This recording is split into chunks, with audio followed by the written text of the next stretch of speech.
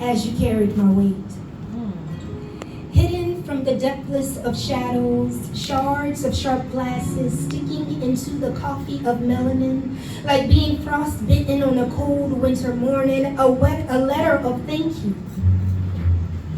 Thank you for reintroducing me into the sacredness of your love. With good morning to the homeless black man who sits underneath the brim of an oak tree on Sumter Street, who stands outside of my car, I say, Asante Kwa Uponyaji.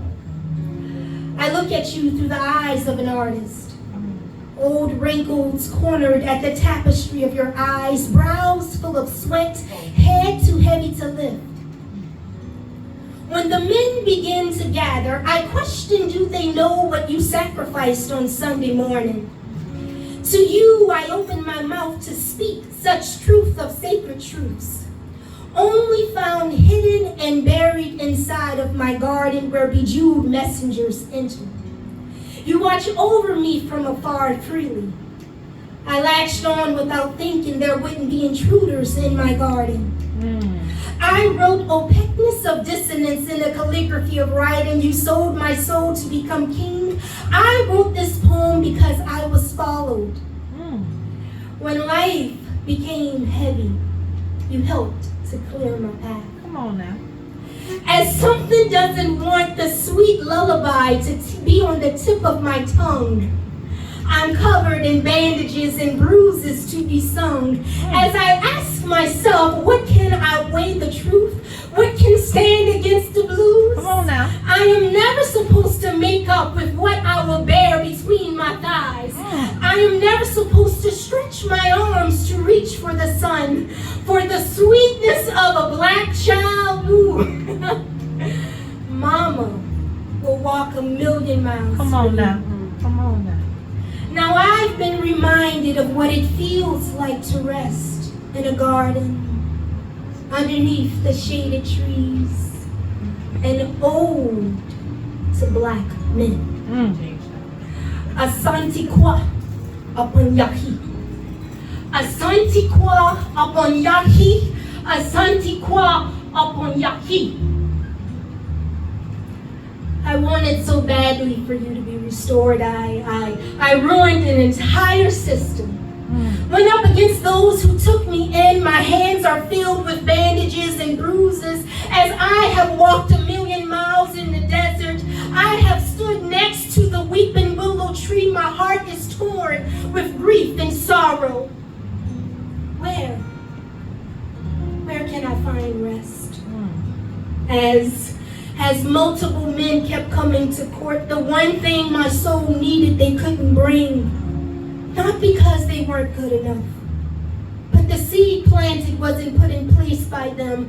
I searched my entire garden waiting for someone strong enough, waiting for someone whose soul was cultivated deep enough, whose spirit in stillness whispered sorrow, who understood how deep an emotional river ran, and inch by inch you'd prove to me what agape love in human form looks like.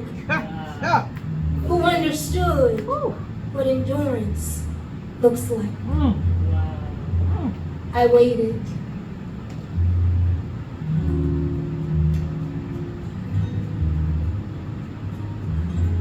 And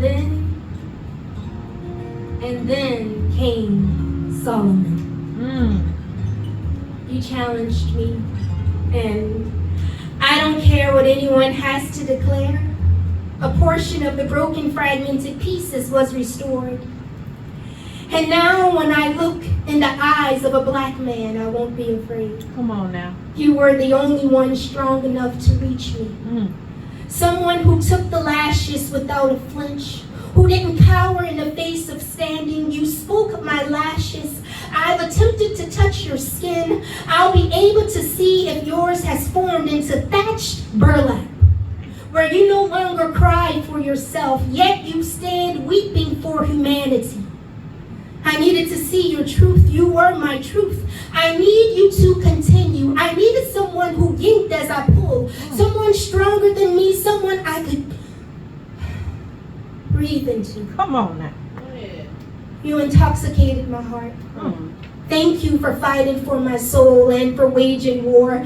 I keep your love bottled up in a jar of salted butterscotch. It signifies agape love. I keep my healing bottled up on the inside of old mason jars filled with medicinal properties. I'd be damned if I stayed there. Being broken in the desert has only caused me to cultivate deeply. It made me reach in deeply to pull out my own gemstones, sapphires, rubies, diamonds, and black pearls. For the soul of your possibility, it made me swallow the spirit of their sins. Nothing is worse than living in with the weeping woman. I have my voice back. The one you tried to take from me. The one where I wasn't supposed to enamor myself with beautiful linens and feel like the fragmented pieces and then bottled, etched out in haikus and soliloquies were never supposed to come together again and stay hostage to my own beauty. He punished me for being beautiful. Inside my bejeweled garden, I'm never supposed to run barefooted again. I'm never supposed to know the true taste of freedom. What is more beautiful than a black woman standing up after the scars of yesterday's journey to reclaim her power? Right.